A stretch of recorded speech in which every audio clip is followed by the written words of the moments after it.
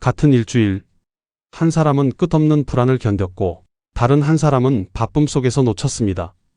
서로를 생각했지만 닿지 못한 마음. 같은 사건, 두 개의 진실입니다. 구독과 좋아요는 다음 진실을 전하는 데 큰 힘이 됩니다. 지금부터는 어머니 김영희님의 시선입니다. 월요일 아침 10시. 진찰실 문이 닫히는 순간 손에 들고 있던 핸드백 지퍼가 스르르 내려갔다. 불안해서였다. 의사 선생님이 컴퓨터 화면을 보며 말했다. 김영희 환자분, 네. 혈액 검사 수치가 조금 높습니다. 순간 숨이 가라앉았다. 높다니요. 무슨 뜻이에요? 종양표지자 수치가 정상보다 올라갔어요. 암을 의심할 수도 있습니다. 귀 안이 울렸다. 의자가 흔들리는 것 같았다. 그럼 제가 암이라는 건가요? 아직 아닙니다. CT랑 조직 검사가 필요해요. 검사 동의서를 쓰는 손이 떨렸다. 복도에서 안내방송이 또렷하게 울렸고 내 심장 소리는 더 크고 무거웠다. 기계 안에 누웠을 때 차가운 금속 냄새가 코를 찔렀다. 숨을 참으라는 안내가 반복됐고 나는 숨을 삼켰다. 검사가 끝났을 때 다리가 휘청했다. 간호사가 말했다. 결과는 일주일 뒤에 나옵니다. 일주일이요 속으로만 중얼거렸다. 너무 길었다.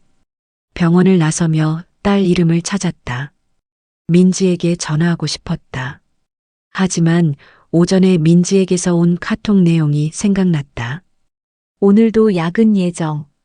지금 말하면 민지가 더 힘들겠지. 입술이 말랐다.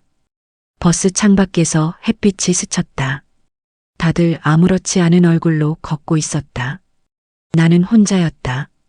집 앞에 도착했을 때 손이 다시 핸드백 지퍼를 잡았다 놓았다. 말할까, 참을까? 오늘은 말하지 말자. 현관을 열었다. 남편이 자는 숨소리만 고요하게 들렸다. 거실에 앉아 시계를 보며 중얼거렸다. 2주일 같겠네. 이 하루가.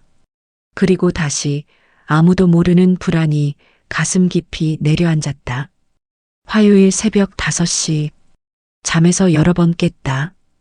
꿈속에서 의사 선생님이 암일 수도 있습니다라고 말하는 장면이 반복됐다.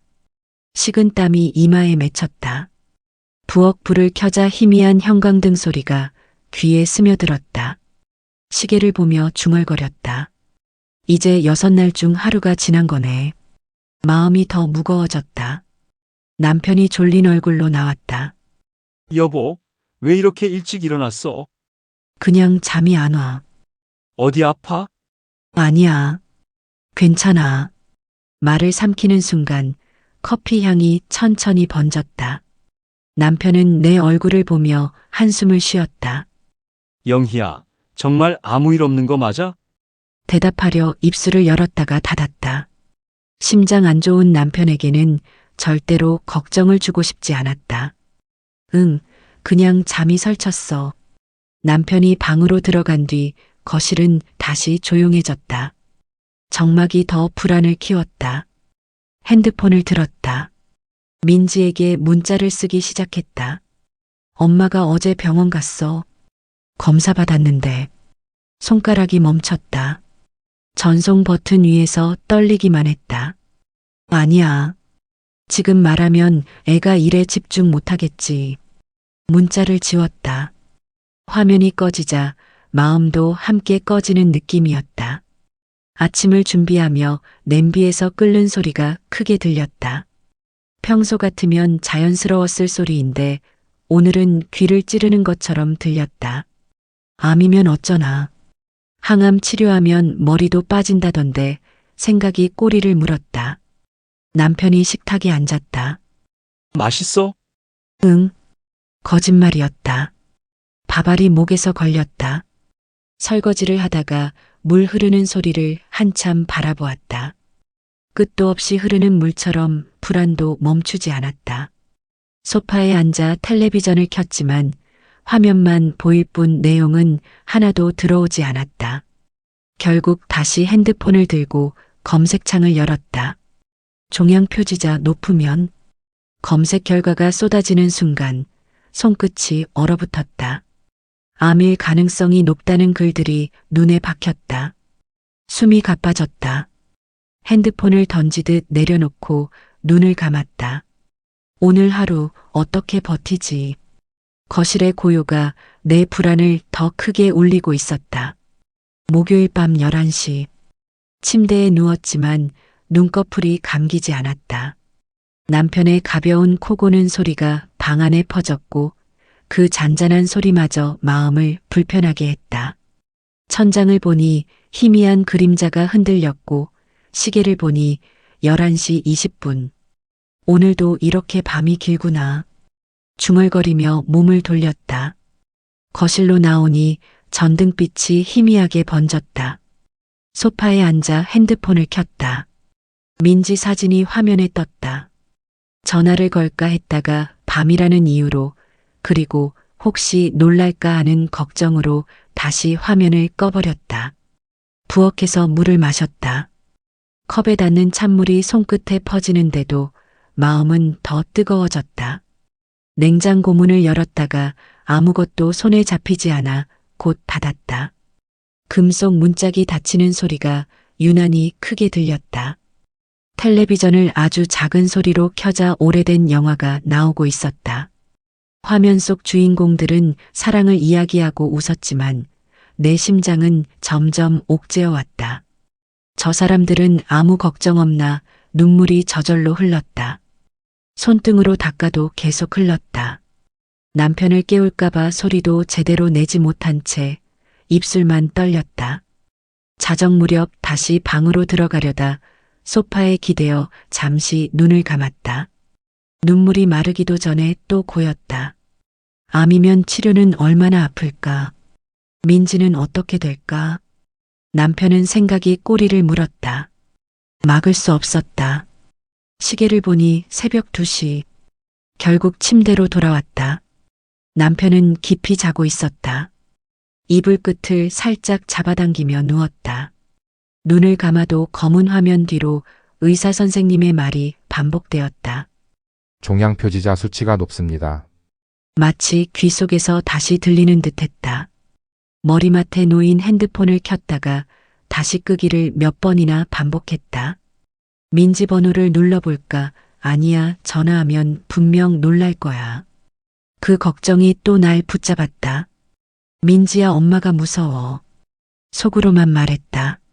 새벽 3시 즈음 눈물이 식자 겨우 잠이 찾아왔다. 불안은 그대로였지만 몸이 먼저 지쳐버린 밤이었다. 토요일 오후 3시 남편이 친구를 만나러 나가고 집이 조용해지자 마음속 불안이 더 또렷하게 떠올랐다. 소파에 앉아 핸드폰을 만지작거리며 스스로에게 말했다. 검색하지 말자. 어제도 괜히 보고 더 불안해졌잖아. 그런데 그 순간 아침에 온 민지의 짧은 문자가 떠올랐다. 엄마, 오늘 회의 많아요. 저녁까지 바쁠 듯. 딸은 바쁘다는 말만 남겼다. 역시 내일은 신경 쓸 겨를도 없겠지. 씁쓸한 마음이 스쳤다. 괜한 생각이라는 걸 알면서도 2주일 동안 내가 홀로 끙끙 앓고 있는 건 결국 내 문제뿐인가 싶었다. 결국 검색창을 열었다. 종양 표지자 수치 높으면 첫 번째 글에는 염증일 수도 있음이라고 적혀 있었다. 가슴이 조금 누그러졌다. 맞아. 나도 그럴 수 있겠지. 그러나 다음 글을 여는 순간 눈이 얼어붙었다. 수치가 높아 3기 판정. 항암 진행 중. 또 다른 글. 사기라 수술 불가. 가족에게 미안하다. 마음이 무너졌다. 민지는 이런 글 보면 뭐라고 할까? 그냥 겁만 준다고 하겠지. 하지만 지금 내 마음은 겁 그 자체였다. 화면을 끄려는데 손끝이 떨렸다. 잠시 뒤 민지에게 전화를 걸까 망설였다. 말하면 민지가 또 엄마 너무 걱정하지 마세요 하고 대수롭지 않게 넘기겠지. 지난번처럼 바로 그 생각이 서운함을 살짝 건드렸다. 내가 느끼는 공포가 아이에게는 그냥 별일 아니겠지로 들리는 것 같아 마음 깊은 곳이 뜨끔했다. 결국 핸드폰을 서랍에 넣었다. 말해봤자 아무도 지금 내 마음을 모를 거야. 울음이 터졌다. 소리도 내지 못한 채 혼자라는 생각이 더 크게 밀려왔다. 일요일 오후 3시. 내일이면 결과를 듣는다 생각하니 손끝이 얼어붙었다. 거실에 혼자 앉아 있는데 아침에 보낸 민지의 짧은 문자가 자꾸 마음을 긁었다. 엄마, 오늘도 회의 많아요. 저녁까지 바쁠 듯. 바쁘다는 말뿐. 그 말 속에 다른 의미는 없다는 걸 알면서도 괜히 내가 껴들 틈은 없다는 뜻처럼 느껴졌다. 지금 전화하면 또 부담 주는 걸까? 그런 생각이 머리에서 떠나지 않았다. 하지만 더는 혼자 버틸 힘이 없었다. 결국 통화 버튼을 눌렀다. 엄마, 무슨 일 있어요? 민지 목소리가 놀란 것 같아 순간 말이 걸렸다. 저번 주에 병원 갔었어. 병원이요? 왜요? 딸의 다급한 숨이 들리는데도 이상하게 마음이 복잡했다. 내가 말해도 이해할 여유가 없는 건 아닐까? 혹은 왜 이제야 말하냐고 할까? 검사 받았는데 종양 표지자 수치가 높대. 잠시 정적이 흘렀다. 그게 무슨 뜻이에요? 민지는 떨고 있었고 그 떨림이 나에게는 걱정이 아니라 당황함으로 들렸다. 마치 상황을 감당할 준비가 안 된 사람처럼. 그게 또 마음을 찔렀다. 아직 몰라. 내일 결과 나와. 엄마, 왜 진작 얘기 안 했어요? 그 말이 순간 가슴을 눌렀다. 나를 책망하는 건 아닐까? 아니면 정말 놀라서 그런 걸까? 둘 중 무엇인지 알 수 없어서 더 혼란스러웠다. 너 바빴잖아. 괜히 신경 쓰이게 하고 싶지 않았어. 민지는 한숨과 비슷한 숨을 내쉬었다. 내일 제가 갈게요.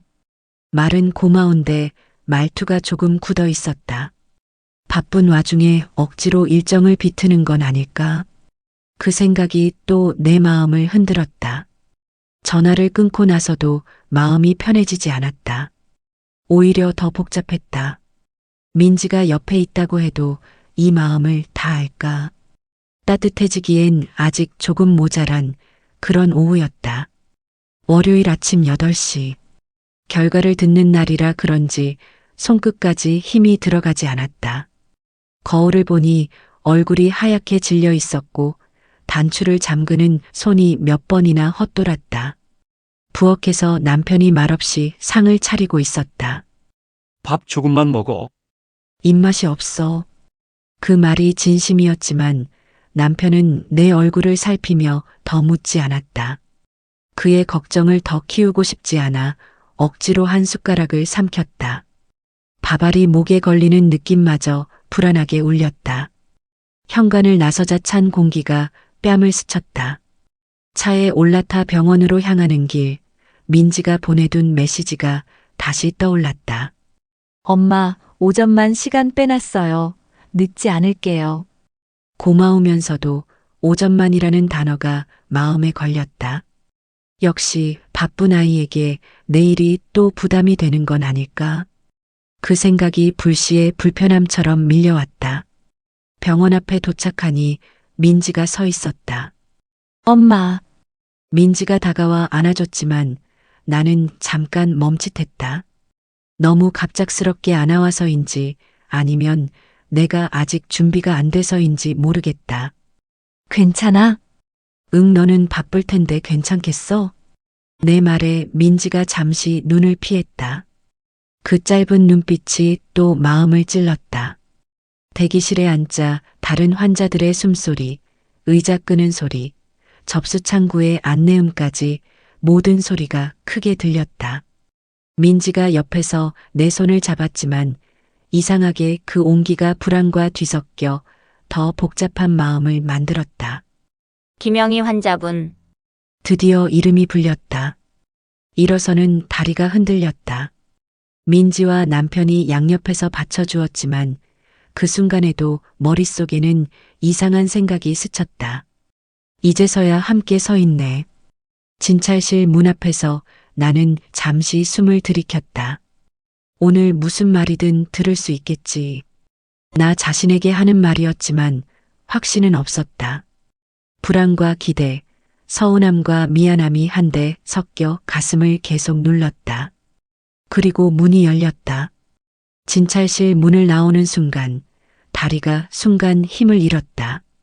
염증일 뿐이라는 말을 들었는데도 실감이 쉽게 나지 않았다. 복도 끝창으로 햇빛이 스며들었고 그 아래에서 민지와 남편이 나를 바라보고 있었다. 엄마 진짜 괜찮은 거죠? 민지가 묻는 표정은 안도와 죄책감이 뒤섞여 있었다. 응, 괜찮대.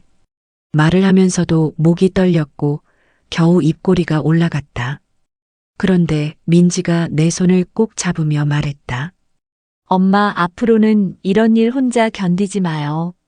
그 말이 고마우면서도 어디선가 살짝 아리는 느낌이 남았다. 내가 말 안 한 것도 사실이지만 지난 며칠 동안 민지가 너무 바빠 나를 떠올릴 틈도 없었던 건 아닌가 싶어 묘한 감정이 스쳤다. 차에 타자 남편이 조심스레 물었다. 여보, 진짜 많이 무서웠지? 그 말에 눈물이 쏟아질 뻔해 창밖을 바라보며 고개만 끄덕였다.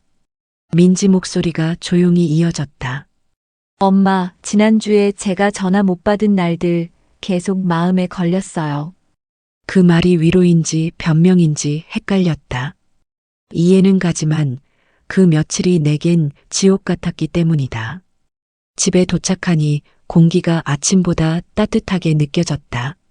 소파에 앉자 민지가 부엌으로 향했다.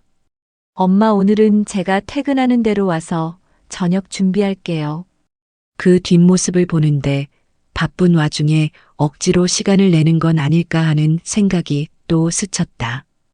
고마움과 서운함이 미묘하게 엉켜 있었다. 남편이 옆에 앉아 내 손을 감싸며 말했다.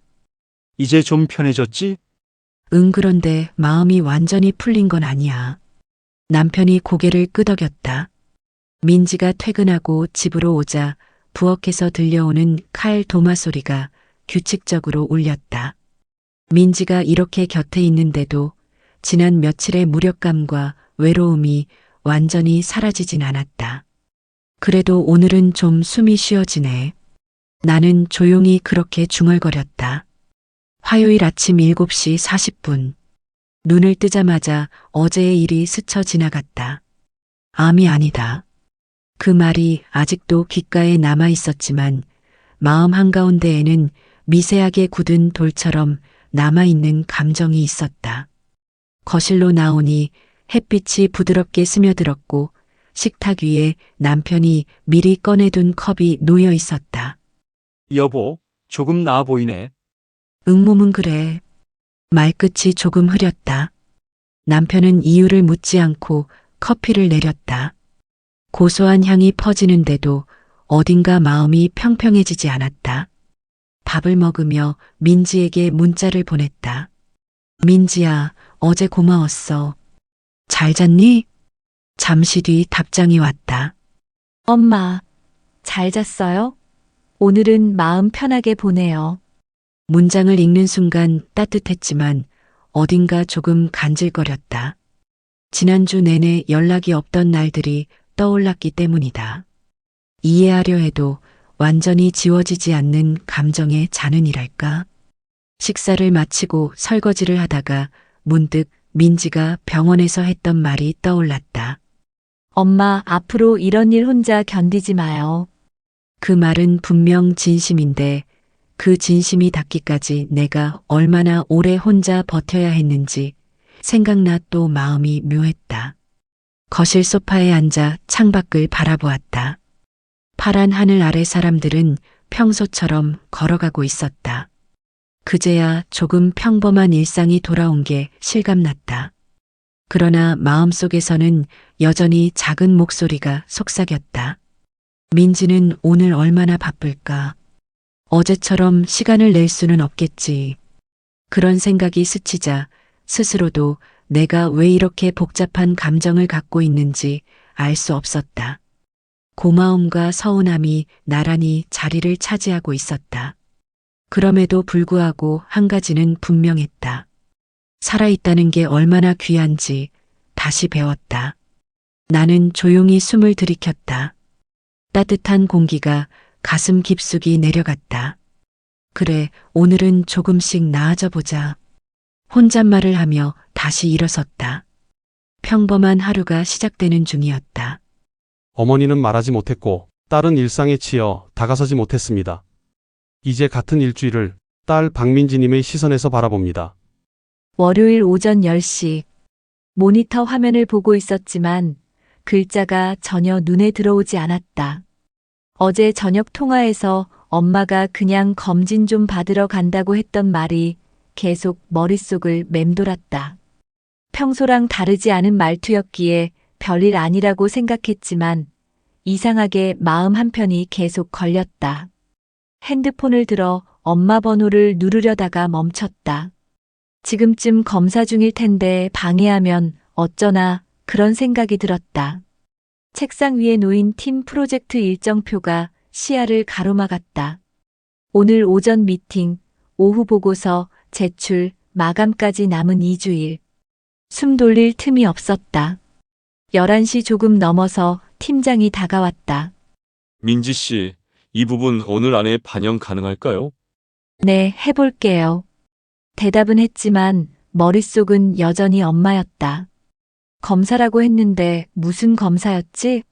혈액 검사? 아니면 다른 건가? 통화할 때 더 자세히 물어볼 걸 그랬나 하는 후회가 스쳤다. 점심시간에 동료가 물었다. 밥 먹으러 가요? 한숨 돌리고 싶어 따라 나섰지만 식당에 접시 부딪히는 소리만 크게 들릴 뿐이었다. 민지 씨 오늘 왜 이렇게 멍해요? 아, 그냥 좀 피곤해서요. 대답하면서도 엄마가 떠올랐다. 지금쯤 검사실에서 기다리고 계실까? 아니면 벌써 끝났을까? 전화를 해야겠다는 생각이 들었지만 동료들 앞에서 전화하기가 애매했다. 퇴근해서 해야지. 오후 회의가 2개나 이어졌고 회의실의 건조한 공기와 형광등빛 때문에 눈이 따갑기 시작했다. 노트북 자판을 누르는 소리가 어쩐지 더 크게 들렸다. 퇴근 시간 즈음 팀장이 다시 왔다. 자료 수정이 조금 더 필요해요. 오늘 안으로 부탁드릴게요. 네. 결국 야근이 되었고 밤 9시 가까이 돼서야 컴퓨터를 끌 수 있었다. 회사 건물 앞 공기가 차갑게 느껴졌다. 지하철에 타고서야 핸드폰을 꺼내 엄마 번호를 눌렀다. 신호음이 몇 번 울렸지만 받지 않으셨다. 주무시나 보다. 시간을 보니 9시 40분. 너무 늦었나 싶었다. 다시 걸까 하다 결국 그만뒀다. 내일 해야겠다. 내일은 꼭. 지하철 창밖으로 스치는 불빛을 보며 그렇게 다짐했다. 집에 도착했을 때는 피곤함이 온몸을 눌렀지만 마음 한쪽은 계속 간질거렸다. 엄마, 별일 아니겠지? 그 생각을 떨치지 못한 채 잠에 들었다. 수요일 오전 9시 40분. 출근하자마자 핸드폰을 들었다. 월요일에 전화를 못 받은 게 계속 마음에 걸렸다. 오늘은 꼭 걸어야지. 엄마 번호를 누르려는 순간 팀장이 급히 다가왔다. 민지 씨, 긴급 회의예요. 지금 바로 회의실로. 잠시 머뭇거리다가 핸드폰을 내려놓았다. 회의실 문이 닫히자마자 팀장이 말했다. 클라이언트 요청으로 마감이 일주일 당겨졌습니다. 순간 머리가 하얘졌다. 일주일? 팀장은 눈치를 보며 말했다. 우리 팀이 제일 중요한 부분 맡았잖아요. 이번 주는 정신 없을 거예요.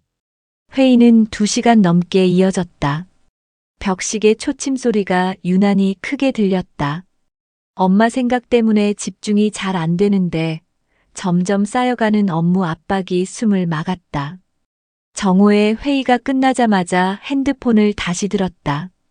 지금 전화할까 그런데 이번엔 동료가 다가왔다. 민지 씨 이 자료 좀 도와줄 수 있어요? 혼자 하기 힘들어서. 입술을 깨물었다. 알겠어요. 도와주다 보니 어느새 1시간이 지나 있었다. 오후 2시. 책상 위에 쌓인 업무 파일들이 차갑게 내려앉아 있었다. 오늘 안에 처리해야 할 게 산더미였고 마감이 당겨지면서 업무량이 2배로 불어났다. 일 먼저 끝내고 저녁에 전화하자. 그렇게 마음을 눌러 담고 일을 시작했다.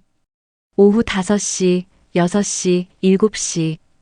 키보드 소리가 빠르게 이어졌고 팀 전체가 초조한 공기를 공유하고 있었다. 저녁은 편의점 샌드위치로 대충 때웠다. 8시 반쯤이 되어서야 잠깐 숨을 돌릴 틈이 생겼다. 핸드폰을 꺼내 엄마 번호를 눌렀다. 신호음이 울렸다. 2번, 3번. 하지만 또 받지 않으셨다. 왜 또 안 받으시지? 걱정이 스멀스멀 올라왔다. 너무 바빠서 못 받았거나 혹은 피곤해서 잠드셨거나 다 알면서도 마음 한구석이 쓰렸다. 문자를 보냈다. 엄마, 나 민지야. 통화 괜찮아요? 전송 버튼을 눌렀지만 답장은 없었다. 오늘도 일찍 주무시는 건가? 억지로 그렇게 생각하며 다시 노트북을 열었다. 밤 10시가 넘어서야 일을 마치고 집에 돌아왔다. 지하철 손잡이가 차갑게 느껴졌다. 침대에 누우면서도 마음은 편치 않았다. 내일은 꼭 전화해야지. 내일은 정말. 그렇게 스스로에게 다짐하며 눈을 감았다. 금요일 아침 9시. 출근하자마자 회의 3개가 연달아 잡혀 있었다. 형광등 불빛이 유난히 밝아 눈이 따갑고 회의실에 앉아 있는 동안에도 머릿속에서는 계속 엄마가 떠올랐다. 수요일, 목요일 계속 전화를 못 받으셨지. 혹시 어디 불편하신 건 아닐까? 그런데 회의 내용은 끝없이 쏟아졌고 나는 고개를 끄덕이며 노트북에 메모만 반복했다. 점심시간이 되었지만 회사 식당엔 내려갈 시간도 없었다. 자리에서 샌드위치를 뜯어먹으며 메일을 확인했다. 그 와중에도 핸드폰 화면을 몇 번씩 켜보고 껐다. 엄마 번호를 누를까 하다가 이 시간엔 혹시 낮잠을 주무실까 싶어 망설였다. 괜히 방해하면 어쩌나 하는 생각이 또 마음을 잡아끌었다. 오후에도 회의가 이어졌다. 보고서 수정을 반복하느라 손목이 뻐근했다. 팀원들은 모두 예민해져 있었고 자판 소리까지 날카롭게 들리는 분위기였다. 나는 업무를 따라가면서도 엄마가 월요일에 어떤 검사를 받았는지 정확한 이름조차 떠오르지 않아 답답했다. 저녁이 되어 팀장이 말했다. 오늘 안에 이 자료 마무리해야 합니다. 내일 클라이언트랑 바로 검토 들어갈 거예요. 모두 고개를 끄덕였고 나는 한숨을 삼켰다. 오늘도 못 전화하는 건가 죄책감이 서서히 쌓였다. 밤 10시가 넘도록 사무실 불은 꺼지지 않았다. 커피 향도 더 이상 각성이 되지 않았다. 노트북을 덮는 순간 엄마 얼굴이 선명하게 떠올랐다. 하지만 밖은 이미 차가운 밤이었고 시계는 10시 40분을 가리키고 있었다. 전화벨이 울리기엔 너무 늦은 시간 같아 손가락이 멈췄다. 내일 아침엔 꼭 해야 해. 진짜로. 집으로 가는 택시 창밖에 스치는 불빛들이 흐릿하게 흔들렸다. 엄마가 월요일에 받았던 검사 결과는 언제 나오는 걸까? 왜 나는 그걸 제대로 묻지 않았을까? 새벽 2시 가까이 집에 도착했을 때는 피곤함보다 마음의 불편함이 더 컸다. 엄마 괜찮으시겠지. 그 생각을 떨치지 못한 채 결국 눈을 감았다. 토요일 아침 11시 50분. 평소 같으면 8시에 일어났을 텐데 새벽 2시 넘어서까지 일한 탓에 정신이 멍했다. 침대 옆 탁자에서 핸드폰을 들어 시간부터 봤다. 오늘은 늦잠을 잤네. 바로 엄마 생각이 스쳤다. 어젯밤에도 결국 전화를 못했다. 오늘은 꼭 해야지. 작게 중얼거리며 엄마 번호를 눌렀다. 신호음이 울렸다. 한 번, 두 번, 세 번 그런데 또 받지 않으셨다. 왜 또? 걱정이 목덜미를 짚고 올라왔다. 동시에 죄책감이 찔렀다. 혹시 내가 바쁘다는 이유로 나흘 넘게 연락을 못해서 서운해 하시는 걸까? 아니면 몸이 안 좋아서 전화 받기 힘드신 걸까? 아무리 합리적인 이유를 붙여봐도 마음은 불안하게 흔들렸다. 그때 핸드폰이 진동했다. 팀장에게서 문자였다. 민지 씨, 죄송하지만 오늘 오후에 출근 가능하세요? 클라이언트가 자료 수정 요청했습니다. 나는 잠시 눈을 감았다. 네. 오후 2시까지 가겠습니다. 문자를 보내고 잠시 멍하니 창밖을 봤다. 햇빛이 환하게 들어오는데도 마음은 답답했다. 회사에 가야 한다는 사실보다 이대로 또 엄마에게 연락을 못하게 되는 게 더 신경 쓰였다. 나가기 전 다시 문자를 썼다. 엄마, 나 민지야. 잘 지내세요? 오늘 회사 일이 급해서 연락이 늦었어요. 이따 전화할게요. 사랑해요. 전송 버튼을 누르면서도 마음 한쪽에서는 정말 이따 할 수 있을까 하는 의문이 고개를 들었다. 점심도 대충 먹고 회사에 도착했을 때는 오후 2시 15분. 팀장 표정은 바빴고 회사 공기는 주말인데도 긴장감이 가득했다. 수정할 자료는 예상보다 많았다.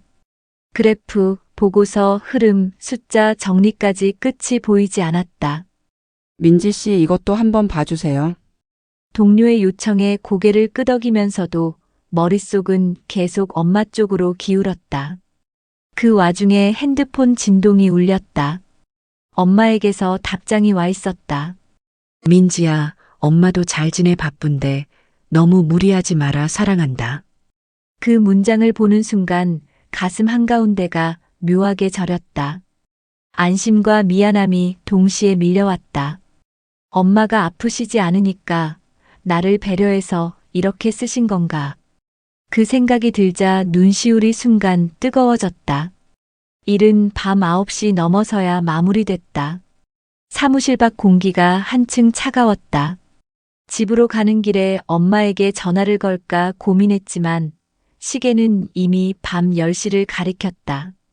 또 너무 늦어 엄마의 휴식을 방해할까 걱정됐다. 지하철 창에 비친 내 얼굴이 피곤해 보였다. 피곤한 발걸음을 이끌며 천천히 집으로 걸어갔다. 일요일 오후 3시. 오랜만에 아무 약속도 없는 휴일이라 소파에 누워 넷플릭스를 보고 있었다. 주중에 밀린 피로 때문에 눈이 반쯤 감긴 상태였는데 갑자기 핸드폰이 울렸다. 화면에 뜬 이름을 보는 순간 몸이 벌떡 일어났다. 엄마. 평소라면 먼저 반가움이 들었겠지만 나흘 넘게 연락을 못 드린 뒤라 심장이 먼저 철렁 내려앉았다. 전화를 받자마자 엄마 목소리가 떨렸다. 민지야, 엄마가 저번 주에 병원 갔어. 병원이요? 왜요? 어디 아파요? 목소리가 자동으로 높아졌다. 평소와 다른 엄마의 기운 없는 말투가 불길하게 느껴졌다. 종양 표지자 수치가 높게 나왔다고 검사도 받았어. 머릿속이 허공에 멈춘 듯 텅 비었다. 종양 표지자라는 단어는 들어본 적이 있었지만 정확히 뭔지 생각도 안 났다. 암이라는 거예요? 아직 몰라. 내일 결과 나와. 그 말에 숨이 턱 막혔다. 내일 결과라는 말은 오히려 일주일 동안 혼자 버텼다는 뜻이었다. 엄마 왜 말 안 했어요? 너 바쁘잖아. 엄마의 대답이 날카롭게 가슴에 꽂혔다. 바쁘니까 말 안 했다는 건 내가 엄마가 의지하기엔 충분히 편한 사람이 아니었다는 뜻처럼 느껴졌다. 동시에 지난 며칠 동안 내가 전화를 못한 날들이 한꺼번에 떠올라 얼굴이 화끈하게 달아올랐다. 엄마, 바빠도 엄마 일이 더 중요해요. 왜 혼자 계셨어요? 내가 울컥하자 엄마가 잠시 말을 잇지 못했다. 민지야, 너 힘들까봐. 엄마가 더 힘들었잖아요. 말하면서도 스스로 얼마나 모순적인지 느껴졌다. 엄마가 나를 배려한 행동인데도 그 배려가 오히려 죄책감으로 돌아와 마음 깊숙이 저렸다. 내일 병원 같이 갈게요. 엄마가 망설였다. 괜찮아, 혼자 갈 수 있어. 아니에요. 제가 갈 거예요. 9시 반까지 엄마 집에 갈게요. 그제야 엄마가 작게 말했다. 그래. 전화를 끊자마자 눈물이 쏟아졌다. 소파에 몸을 구겨 넣고 얼굴을 파묻었다. 엄마는 일주일 동안 이렇게 불안했는데 나는 바쁘다는 이유로 무심하게 지냈구나. 이번 주 내내 회의, 마감, 야근에 치여 살았지만 결국 그 모든 이유가 엄마의 불안보다 중요한 건 아니었다는 사실이 너무 분명해서 마음이 무너졌다. 내일은 무조건 갈 거야. 손등으로 눈물을 닦고 바로 팀장에게 문자를 보냈다. 팀장님, 내일 반차 좀 쓰겠습니다. 가족 일 때문에 급히 필요합니다. 그래요. 별일 아니면 좋겠네요. 답장이 오자 조금 숨이 가라앉았다. 핸드폰을 내려놓고 다시 천장을 바라봤다. 마음속에서는 계속 같은 말이 반복됐다. 엄마 제발 괜찮아야 돼. 그날 밤 쉽게 잠들 수 없었다. 월요일 아침 8시 40분. 전날 밤 거의 잠을 이루지 못해 눈이 퉁퉁 부어 있었지만 서둘러 일어났다. 9시 반까지 엄마 집에 도착해야 했다. 옷을 갈아입으며 계속 마음속에서 같은 말이 맴돌았다. 오늘 정말 아무 일 없어야 해. 택시를 잡아 타고 창밖을 보는데 햇빛이 밝게 비치는데도 마음은 더 무거워졌다. 택시 안의 공기조차 답답하게 느껴졌다. 어제 엄마가 떨리는 목소리로 했던 말이 자꾸 귓가에 맴돌았다.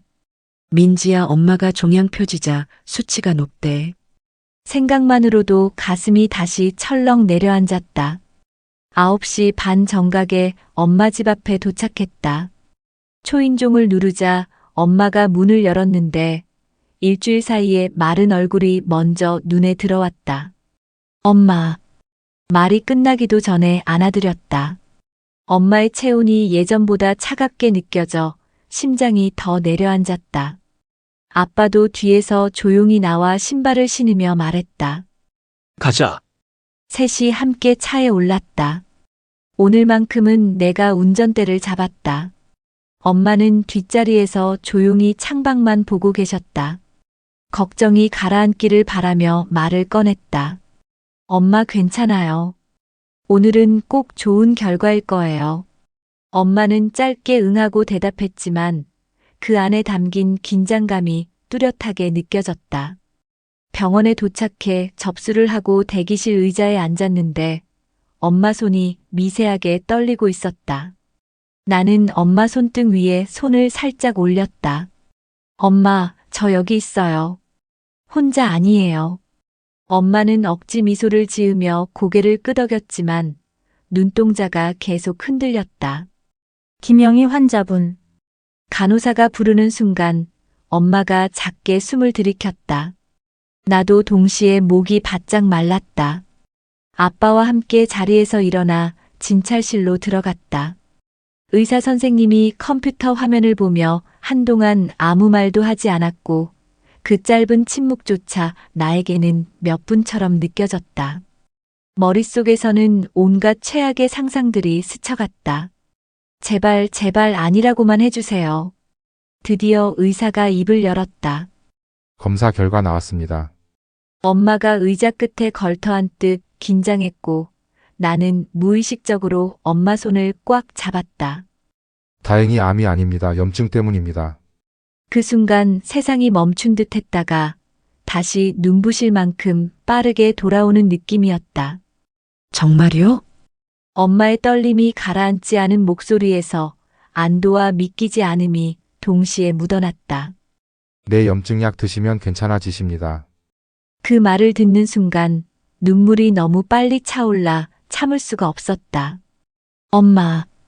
엄마를 끌어안았다. 엄마도 나를 꽉 끌어안았고 아빠도 옆에서 조용히 눈물을 훔쳤다. 진찰실을 나서 복도에 섰을 때 전보다 훨씬 밝게 보이던 병원 조명이 눈부셨다. 엄마, 진짜 다행이에요. 내가 말하자 엄마가 조용히 내 손을 잡았다. 응, 너 와줘서 고맙다, 민지야. 그 말에 다시 눈시울이 뜨거워졌다. 오늘만큼은 단순한 검사 결과가 아니라 엄마 마음속에 쌓였던 일주일의 무게와 내 미안함이 함께 풀리는 날이었다. 병원을 나오는 순간부터 마음이 계속 벅차올랐다. 햇빛이 쨍하게 비치고 있었는데 이상하게 그 밝음이 오늘만큼은 나를 안아주는 느낌이었다. 엄마는 약봉지를 들고 조용히 걸었고 아빠는 엄마 옆을 천천히 따라 걸었다. 나는 뒤에서 그 모습을 보다가 또다시 가슴이 뭉클해졌다. 엄마, 오늘 퇴근하자마자 저녁 제가 해드릴게요. 엄마가 손을 저으며 말했다. 아니야, 너 내일 출근하잖아, 괜찮아. 괜찮아요. 오늘만큼은 제가 하고 싶어요. 말을 덧붙이는 동안 목이 조금 떨렸다.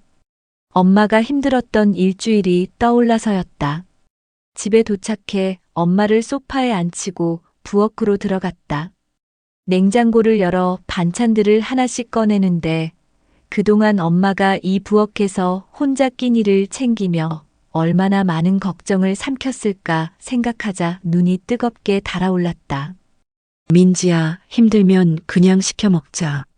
엄마의 말이 들렸지만 나는 고개를 저었다. 아니에요. 오늘은 제가 해드릴게요. 된장찌개를 끓이면서 자꾸 눈물이 떨어지길래 몰래 손등으로 닦았다. 엄마가 일주일 내내 얼마나 무서웠을까. 작게 중얼거리다 손을 멈췄다. 내가 그 일주일 동안 제대로 전화를 한 번 못했다는 게 너무 선명하게 떠올라서였다. 업무, 회의, 마감 그 핑계 뒤에 엄마의 불안은 늘 밀려나 있었다. 생각할수록 죄책감이 묵직하게 내려앉았다. 식탁을 차리고 엄마와 아빠를 부르자 엄마가 자리에 앉으며 말했다. 민지야, 맛있겠다. 엄마 좋아하는 걸로 했어요. 밥을 먹는 동안 엄마는 몇 번이나 다행이다라는 말을 반복했고 그때마다 나는 속으로 정말 이제 다시는 이런 상황을 엄마 혼자 두지 말아야지 하고 되뇌었다. 식사를 마치고 설거지를 하려는데 엄마가 말했다.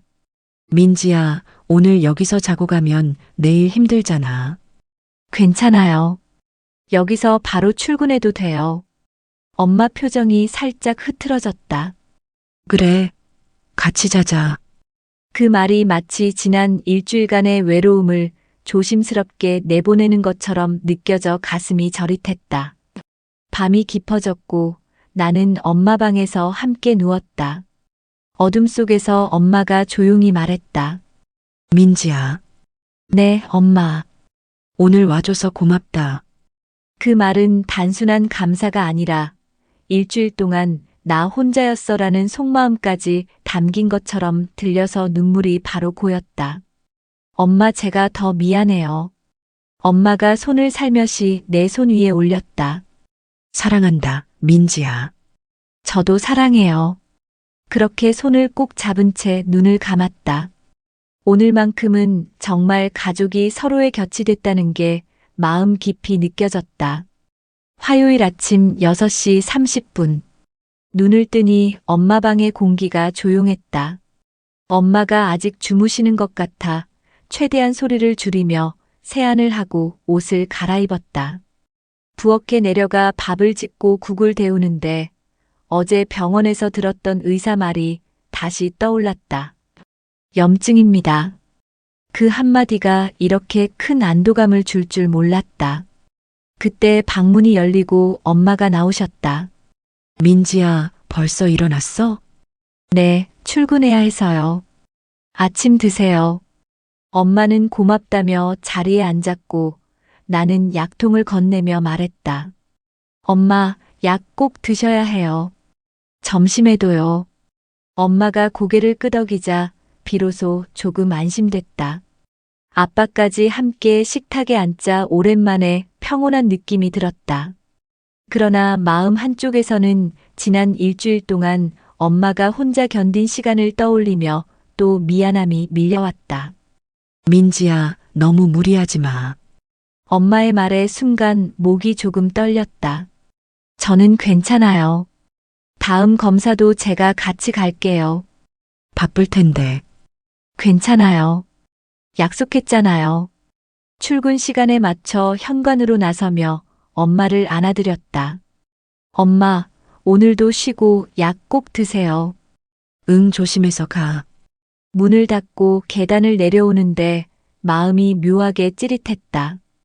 왜 이제야 옆에 있어줬을까? 지하철에 타서 창밖을 보니 햇살이 유난히 밝았다. 다행이다. 작게 중얼거렸다. 엄마가 괜찮다는 사실이 하루를 버티게 해주는 힘처럼 느껴졌다. 회사에 도착해 책상에 앉자 팀장이 다가와 물었다. 가족 일은 잘 해결됐어요? 네, 다행이요. 그 말을 내뱉는 순간 비로소 마음이 조금 가벼워졌다. 점심시간 동료가 말했다. 민지 씨 오늘 얼굴 좋아 보이네요. 네, 좋은 일이 있었어요. 속으로 덧붙였다. 가족이 괜찮다는 것만큼 좋은 일이 어디 있을까? 퇴근길 나는 바로 엄마에게 전화를 걸었다. 엄마, 오늘 하루 어땠어요? 약은 드셨죠? 엄마의 평온한 목소리를 듣는 순간 다시 마음 깊이 따뜻함이 번졌다. 이제부터는 더 자주 연락하자. 엄마를 혼자 두지 말자. 그 다짐을 품은 채 집으로 향했다. 바쁨과 불안은 서로의 마음을 가리지만 결국 가족을 붙잡는 건 곁에 있어주는 시간 아닐까요? 오늘의 두 개의 진실이었습니다. 다음 영상에서 다시 뵙겠습니다.